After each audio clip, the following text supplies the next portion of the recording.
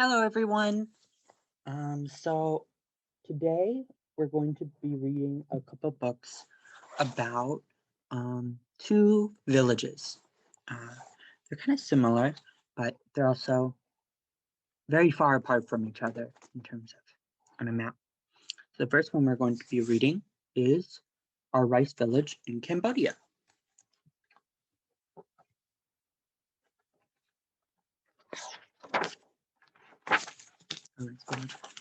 And Cambodia is a country. Get our globe here. Here we have where we are. We're like here, in that green thing. That's Minnesota. This is West Africa, where we looked at. This is East Asia, right? You have China, Korea, Japan. And Cambodia is down here. That little yellow thing there. Yeah. All right. So that's where the first book we have comes from.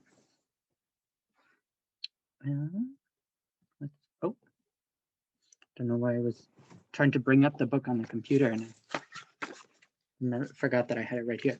All right. This is our house. We live in it, my sister, T.R.E., and I. My father and my mother. We live in our house that stands high on stilts. Oh. Stands high on stilts. My father built our house. He made the floor of split bamboo. He made the roof of palm leaves. He made the walls of bamboo strips and palm leaves. We all helped my father bring the bamboo for our house.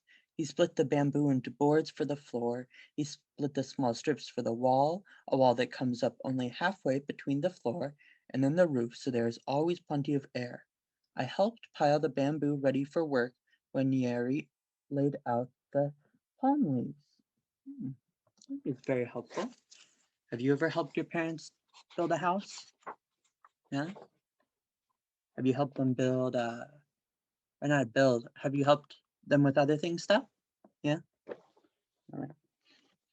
The room beneath our house is another house. The cows, the pigs, and chickens live in it. Their floor is earth tramped hard by their feet. Our floor makes a roof for them, but they have no walls. So they live under the house. A little dog there too. Next book we're going to read has a little dog in it too. The sun shines on our house all day long in the dry season. A part of each day in the wet season. The sun shines on us and our house. There's, instead of summer and winter, and fall and autumn, they have a wet season and a dry season. So let's see. This is part of their wet season. Thunder and lightning. Kind of scary. It looks like some ox. It's the year of the ox, if we remember from the Lunar New Year. The rain washes our house clean. Many days in the rainy season, the rain comes down from the clouds, white and gray and purple clouds that cover our blue sky. Yeah, happens a lot during. This is a specific kind of rainstorm. It's a heavy rain that happens a couple places in the world, called a monsoon. It happens. You get monsoons every year around the same time, kind of like how there's around a time that we get thunderstorms living in Minnesota. So you can see here, it's just a lot of rain they show here. All right. Here we go. The rain and sunshine wash and warm our house. Our house standing high on stilts, where we live, my father and my mother and T.R.E. and I. our cow and pigs and the chicken. Our house is in a village of many houses just like ours, with families just like ours. But many have more children, and a few have grandfathers and grandmothers. Near our village are the rice fields where everyone works and plays, where the good rice grows for us to eat. The rice, the good rice. I like rice. You live somewhere where a lot of other people live? Yeah? All right. In May, near the end of the dry season, the snow melts in the high mountains of the north. Water fills the mountain streams, which pour into the river Mekong, the mighty river Mekong. Wow, that's a big waterfall. There's some trees. It's a big river, the Mekong.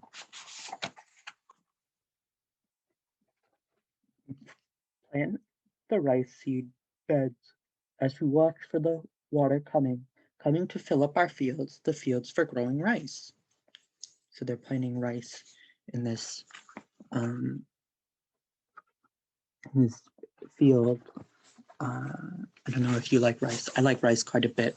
The way that they grow rice is in water. They have what's called rice paddy fields. Let me see if I can pull it up. There. So this is like a rice field. You see there's like a lot of water around when they plant rice. Let's see there any good other pictures. I like this one. So there's like water around, like shallow water with the rice growing there. And that's one of the ways you can grow rice. Some rice grows differently. Let's look at some other pictures. So we have this one. You see, so all the water, all that blue stuff is water in between. And there they're using a plow and an ox. All right. Next workbook.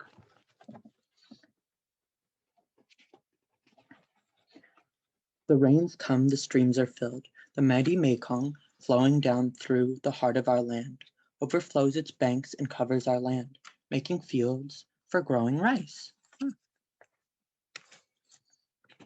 My father plows his rice field. Two strong water buffaloes pull the plow, turning the thick mud. I follow them and let the mud ooze between my toes, and laugh at the white bird riding on the buffalo's horns. So these are water buffalo. They're kind of like big cows. Right? The village boys and I bring bunches of rice shoots to my mother and the other women who plant the shoots in long rows under the water in the mud. Oh, see, they have a better picture here of what it looks like. Day after day, they stand knee deep in water, bending and planting until all the fields are full. Now it rains almost every day. The rain rises ever higher, pouring more and more water over our fields. The rice shoots grow, and soon the fields are green. Sheets of green rice cover our plains. Wow, and we have a lot of rice. Okay. Neri likes the water. We wash and swim and play with our friends. We watch the birds in the rice fields. White ibis, that's an ibis, sorry. Herons, which are those, pretty big, and gulls. I think these are the gulls here, like seagulls. The fish from the river come into our fields. I catch some fish for our dinner almost every day. I wash in the deep flowing water in the ditch around the field. I swim and play there too. Oh, look, he caught the fish with a kind of net. We're going to talk about a different way of catching fish later today. In the fall, my father and his friends cut the ripe rice. They cut it with curved rice knives. My father carved the handle of his knife. He says I am too little to use it. Yeah, I think we're too young to use knives without, getting hurt. Then my mother and the woman winnow the rice. tossing the rice in big, round woven trays, high in the air, over and over, to shake the kernels free from the husk. So they're kind of peeling them away in a way like that, kind of like how you have to peel corn when you get it fresh. Now we have good rice to eat, and fish and many green vegetables. We pick bananas from the trees in our village, papayas and mangoes too. In the house next door to us lives a big brother who plays a drum, beating the tight drum skin with his hands. He is my best friend and the best drummer in our village. It's very talented. When night comes, our village stands in blackness. The stars shine in the sky, and the moon rose from a curved sliver to a round silver ball. The men of our village build a big fire to give us light. Big brother beats his drum. Other boys beat their drums loud and soft. Seraph plays his flute, and Tech his two-string fiddle, playing old songs we know, so that we may sing and dance. I like singing and dancing. Everyone in the village gathers around the fire to sing and dance and listen.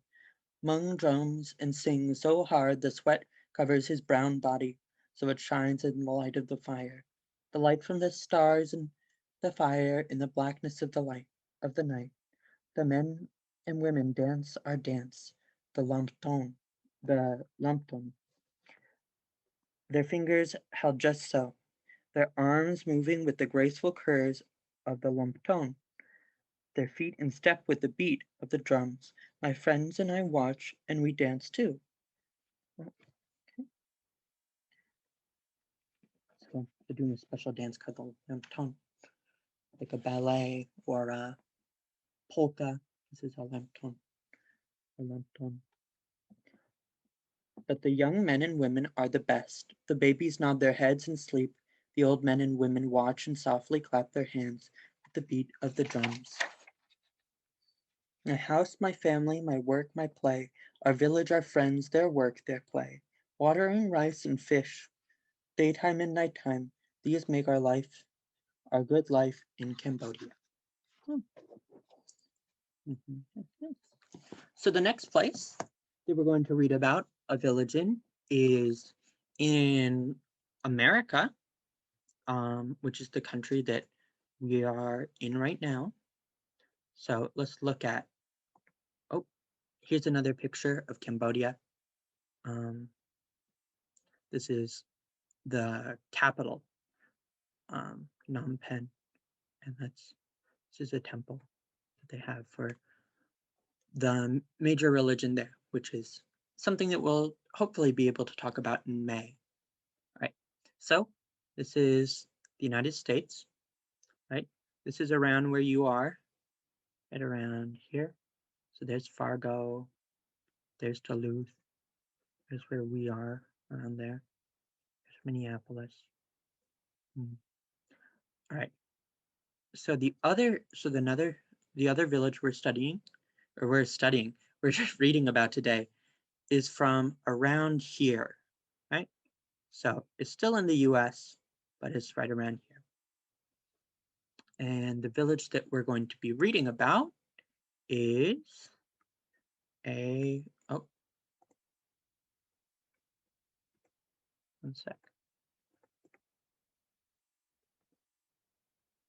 A Seminole village, and they live in special houses called chickees. Here's a picture of a chickee. So they also are houses on stilts. You can see they don't really have like as much walls. So this is these are some Seminole people who live in a chickee, which is different than the stilted houses that people in Cambodia live on.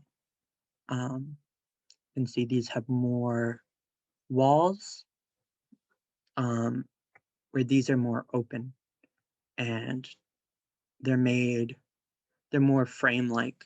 You can see like just this part and then the floor, where here you see like there's a lot of walls. So there's probably less light in here, unless you have like a candle or whatever, or if you have electricity. But you do have more protection from wind, I guess. All right. Well, I think that's good for that. We can move on to reading it. Sea of Grass.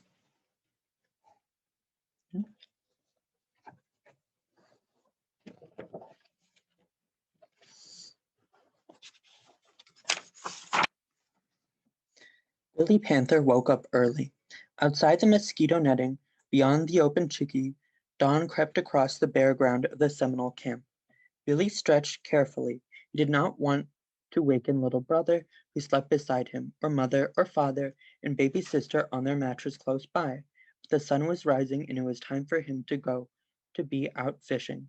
Yesterday, the medicine man said grandmother needed fresh bass to make her feel strong again. Billy wanted to be the first one in the panther family to catch some for her. He slipped out from under the netting, crawled to the edge of the chicky platform, and dropped silently to the ground. Oh, so this is how they sleep now. Medicine man is a word for a special kind of doctor or healer.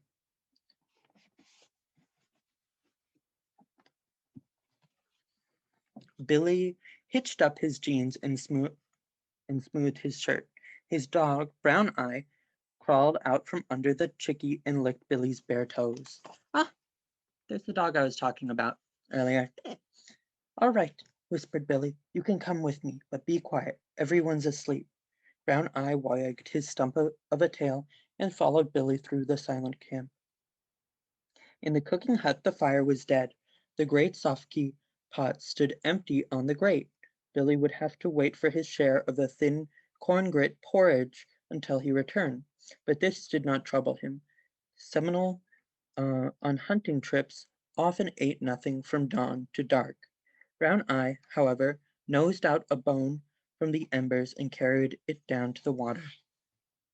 So he's not going to eat breakfast until he gets back, since it's so early, but his dog, Brown Eye, is going to eat a little bone. The cypress dugout canoes were tied to the dock. Brown Eye jumped into the smallest, the hunting canoe, and waited for Billy to join him. But first, Billy leaned over the dock. He cupped water in his hands and splashed it over his face.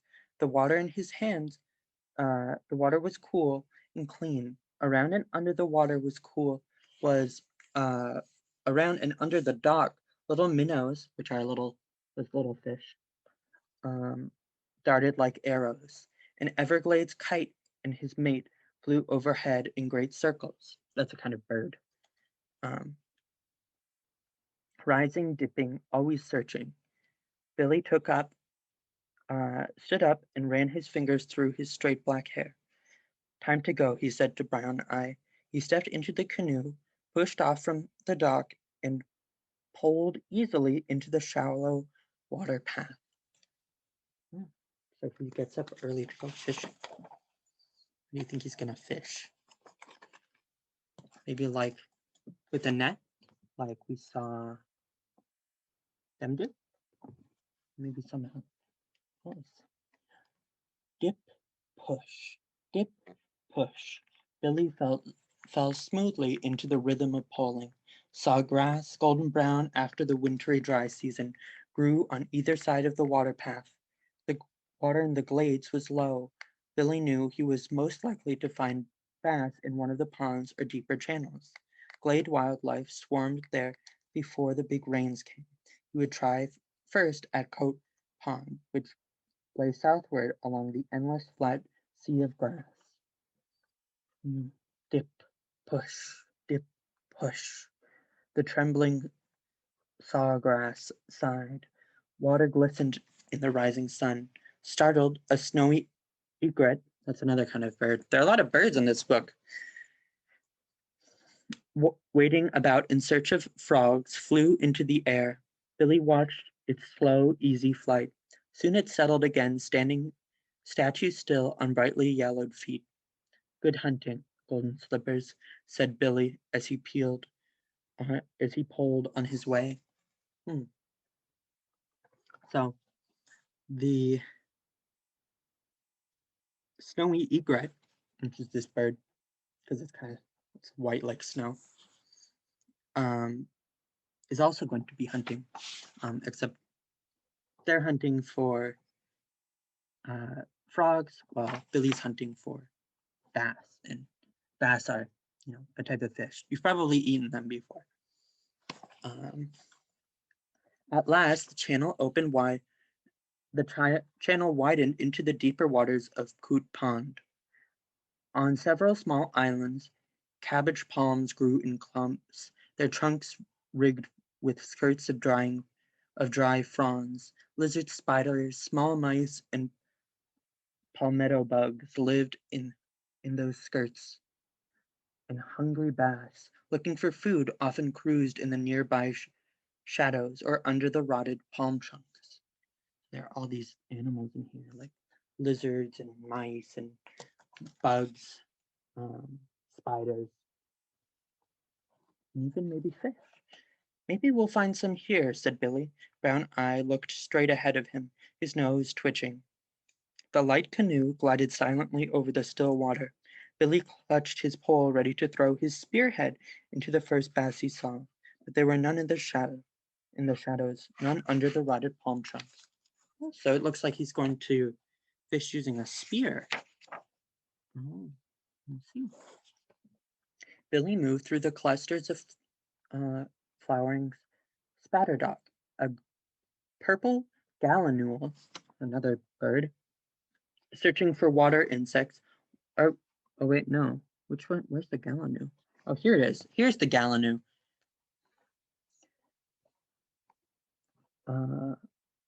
And turned them a purple gallinule searching for water insects walked on the lily pads and turned them over with its yellow bill.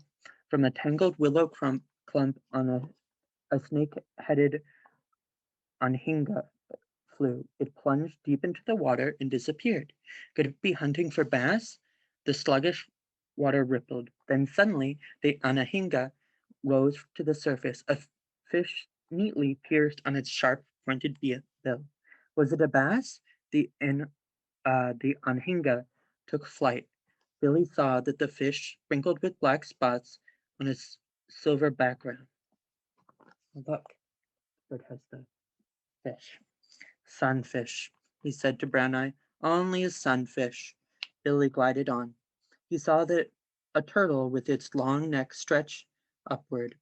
One flash of that head and snap would go the jaws. Small fish and frogs beware. Turtle meat was good. But today Billy hunted the fish the medicine man had ordered for grandmother. He pulled uh, he pulled past, leaving the turtle undisturbed. I think that's the turtle down there. Yeah, there's the turtle. There's the gallinule, and there's the anhinga. Whew. I didn't know I'd have to be saying so many birds' names today. The pond narrowed. Live oaks crowded down to the water. Under their shadows, a school of long-nosed garfish cruised. No chance for bass here, Billy thought. A gar surfaced to gulp in air. Unlike most fish, it could use its swim bladders like lungs. A garfish could use its gills too. It breathed whichever way was best for it at the time. Oh, so they can breathe air and breathe underwater. Brown Eye gave a sudden whimper. Instantly Billy was on guard. He looked over the pond and lily pads, the thickets of willows, to a fallen log lying in the water. Then Billy saw what frightened Brown Eye. He laughed. It's only an alligator. I think I'd be kind of frightened if I saw an alligator too. Nothing to worry about, said Billy. He knew that if he left an alligator alone, it would leave him alone too. But Brown Eye continued to whimper until they had left the alligator a distance behind. Yeah, so they just left him alone. I didn't have to worry. Billy pulled away from Coot Pond and glided once more through the sea of grass. He would try for bass in the pool near Green Snake Hammock. Ripples of wind blew through the glades. The sawgrass shivered and moaned softly. It was like a song, Billy thought. High in a dead cypress tree, an osprey, which is another type of bird, sat upon its untidy nest. The great bird stared out over the endless wilderness, over mile of sawgrass, over tree islands that dotted the glades like so many ships upon an ocean. Osprey, do you see a fine sight? Asked Billy. The osprey made no answer, but Billy needed none. Wow, it's really pretty. I guess I've seen a fine sight.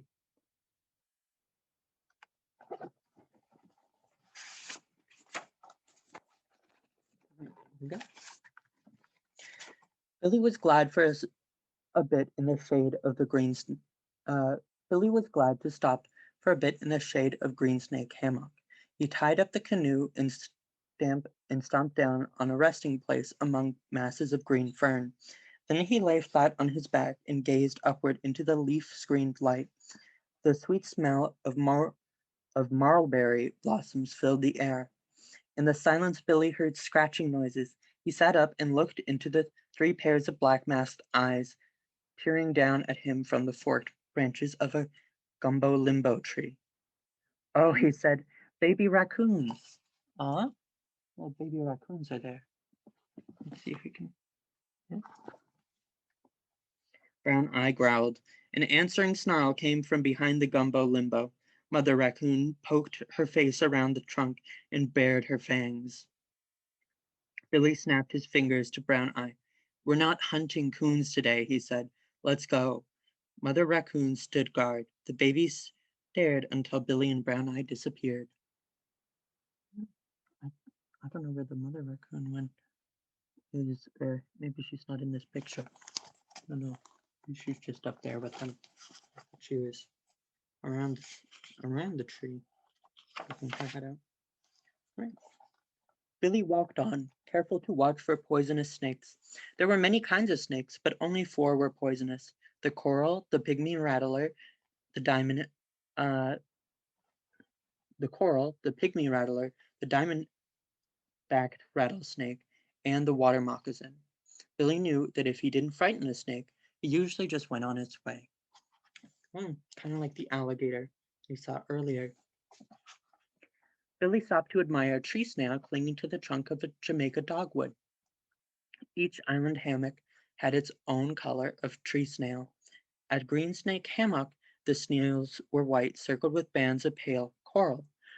This snail had eaten well. It had left a winding feeding trail through the mound-like fungi growing on the tree's smooth bark. Billy wondered if the mother raccoon would find the tree snail when she went hunting that night.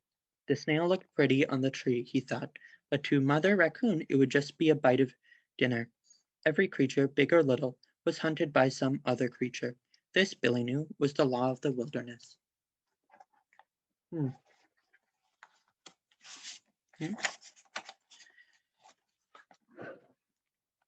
A giant straggler fig grew close by. Grew close by. Oh, they didn't put a period. That's why it messed me up.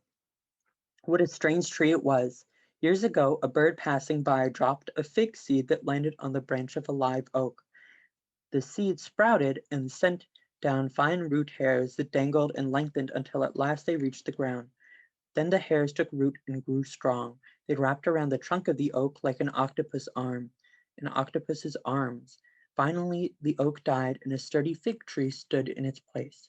Billy had seen many kinds of crowding trees in the Everglades, but he thought none could match the Straggler Fig. Brown Eye, sniffing about the base of the tree, picked up a scent that excited him. No time to follow that now, Billy said, shaking his head. We have to be on our way to hunt grandmother's baths. Wow, that's a crazy looking tree. This looks kind of like an octopus. Its arms everywhere. Billy shoved off. Maybe bass were hiding under the clumps of water hyacinths. I've never had to read that word out loud. I forget how. said, but it's these kind of water plants. They have some at the greenhouse in the university. He edged up the canoe slowly and peered through an opening between some clumps. He saw greenish fish dazing in the shadows. Bass! He raised his spear and plunged it into the water. It was a strike. Billy took the fish with his spear and tossed it at Brown Eye's feet. It was a fine fish, at least 4 pounds, but Billy did not stop to admire it. Down under the hyacinths there were more bass. He plunged his spear and missed, but he would not give up. The sun was hot. Mosquitoes buzzed around his ears. Still he waited and watched his chances. Again he had a strike. Then another. 3 splendid fish lay at the bottom of the canoe. 3 fish for grandmother. Billy turned the canoe toward home. So he caught them by getting them with a spear. And now he's coming home. Oh, look. They're over into the other houses, kind of like his.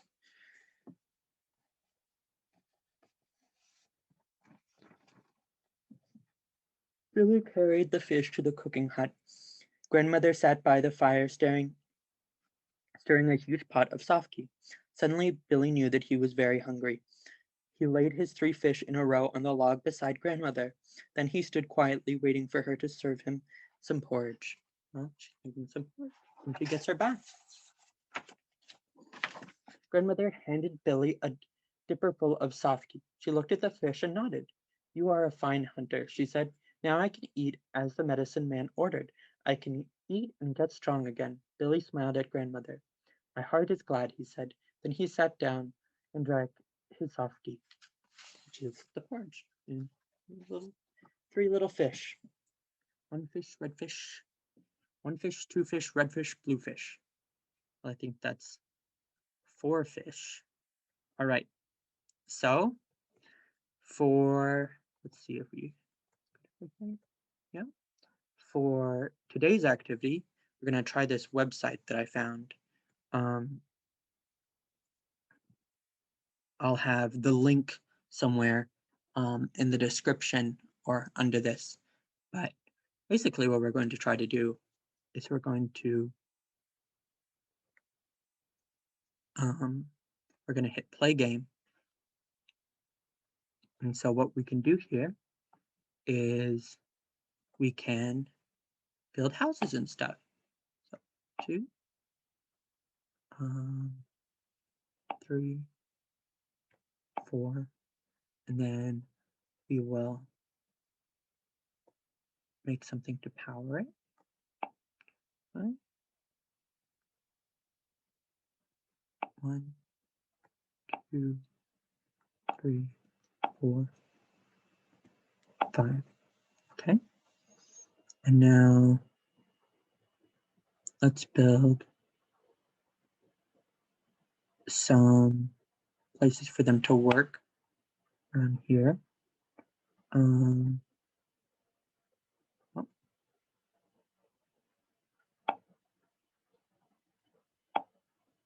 then we can connect with wires to here, to here. Next, remember how he fished on that dock where he had the boats there? Let's put a harbor here. So, or a port so they can fish from there. And then we say pollution is bad. Okay. Well, let's move this. And let's put, okay. Let's put some houses here. Here. And then over here, oh shoot.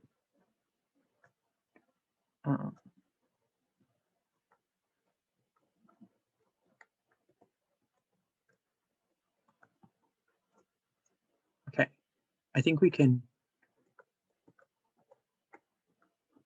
yeah, all right. So what we'll do here is we will make we'll move the coal, the power, over here, and then we will connect it with wires.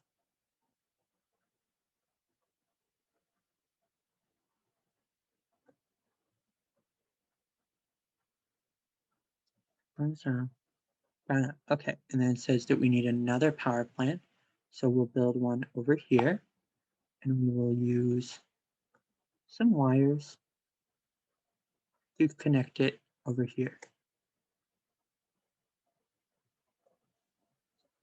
Let's make sure that this is here, and that this is here, and that this is here. All right, I think we're done. All right, now what they want is they say we need more roads. Okay, so let's make a road from here.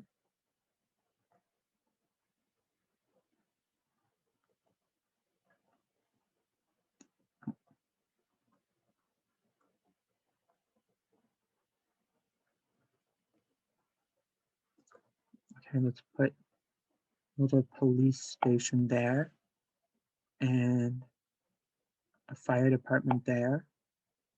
And they say we also need more money stuff. So we'll build some more places for them to work here.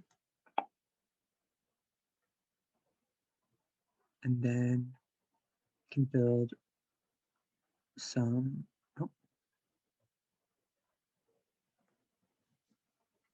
those there.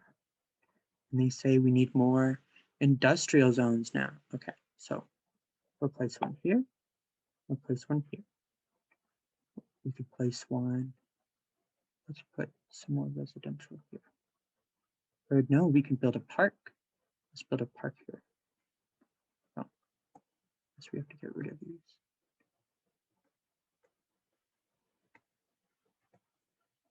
And then let's build a park.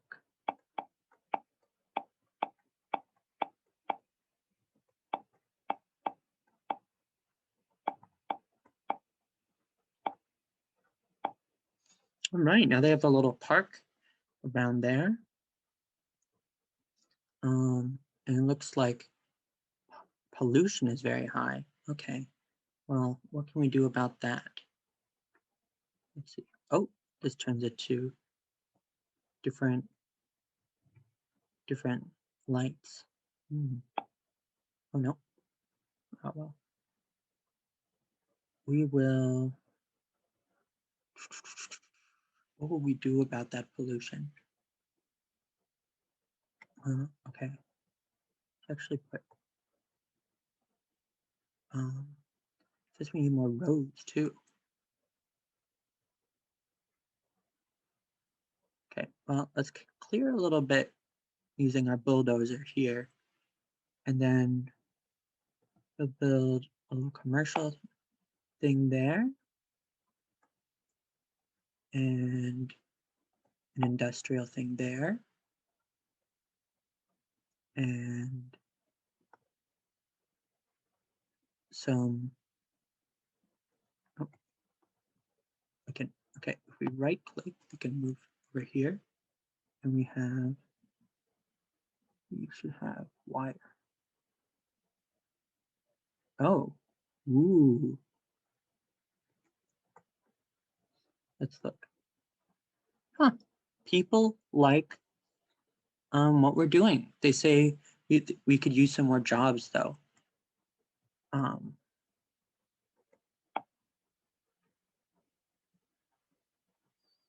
More roads. Okay. We will make more roads.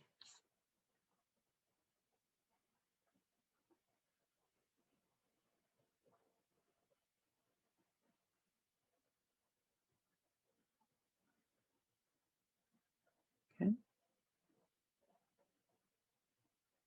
We will connect that. And we will connect over here. And we'll connect here. And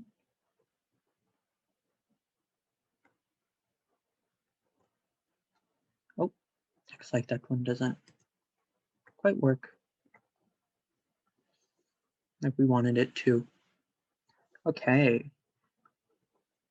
They say that pollution's a problem. How do we fix pollution? Okay.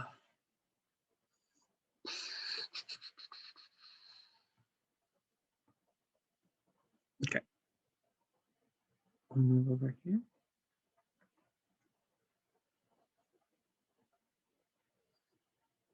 Let's build another port. Just because.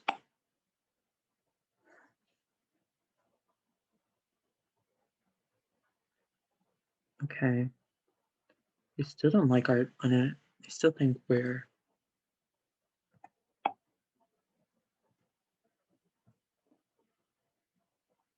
going to connect this through wires there. And then we can actually, let's build some stuff across the river here. Can build a little, oh no. Budget. Okay, we will decrease roads. Cut this budget a little.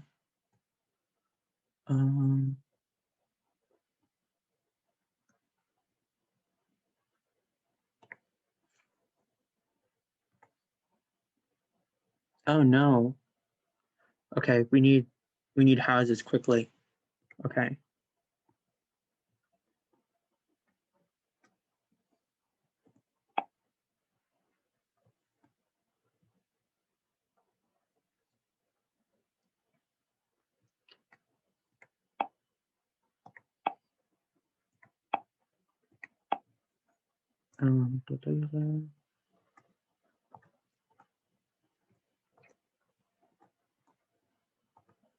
And then we will need some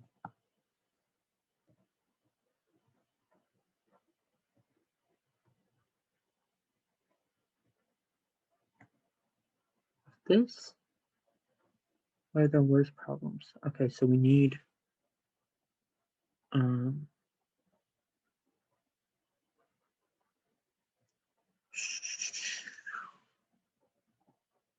we still have housing? Okay. Taxes, pollution. Okay, so they really don't like being taxed that much. So let's bring the taxes back down to like 8%. We'll get rid of some of the roads. And okay, more roads they need. Okay. We can have roads here.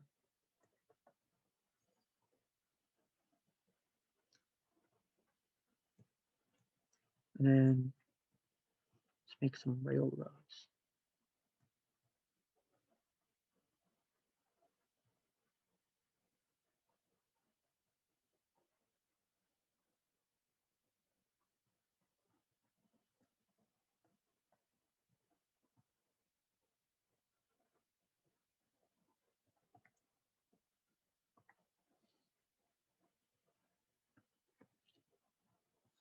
Then we'll this little road here.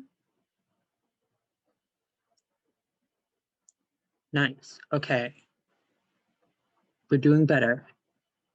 We still need to figure out how to fix pollution and a few more houses. Okay, so we'll put some houses here. I messed that up. Okay, so we'll put one more, I think. Then we will put some, can we do,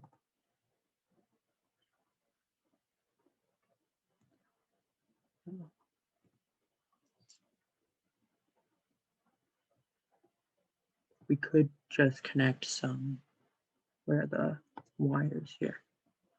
Okay. Where, wires? Okay, here we go.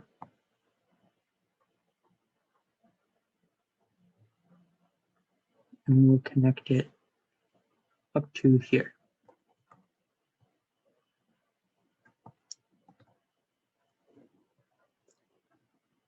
Nice. Well, pollution, housing is still a problem.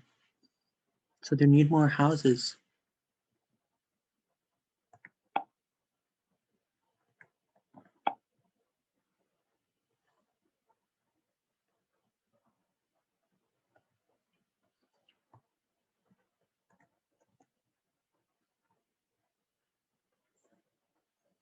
How are they still not liking the taxes? We'll tax 5%.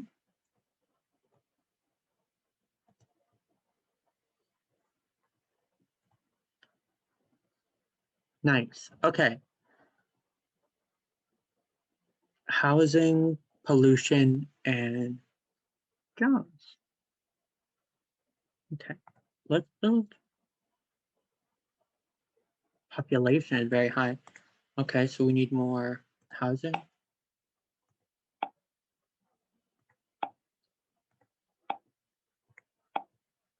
Okay. And then we will build wire.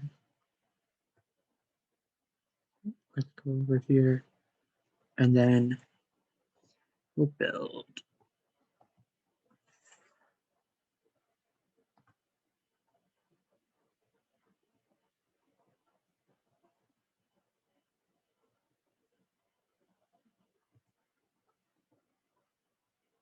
How do we fly, right? Apply. Apply.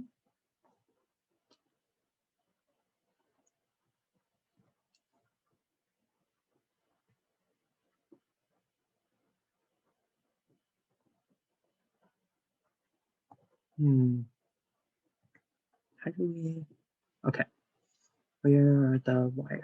So, wire button. So we'll just connect these.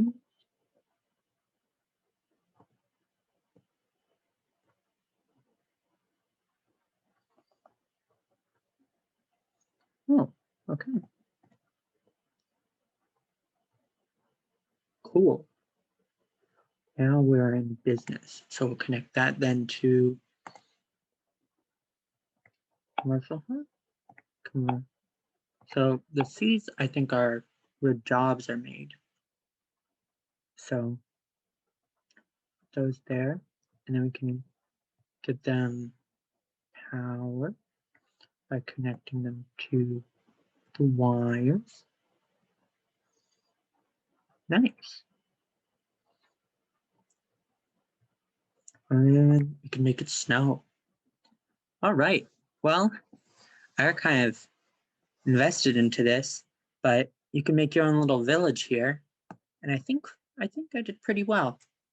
I have, some houses over here, a nice park, some houses over here, some places for people to work, some power, a place if people want to go somewhere into the water, a little train. I like the little train. And all sorts of things. All right. Well, I think that's it. I will, oh, no, don't want to do that. I will see you all next week. I think we'll have some special guests next week too. So I'll see you then. Bye, everyone.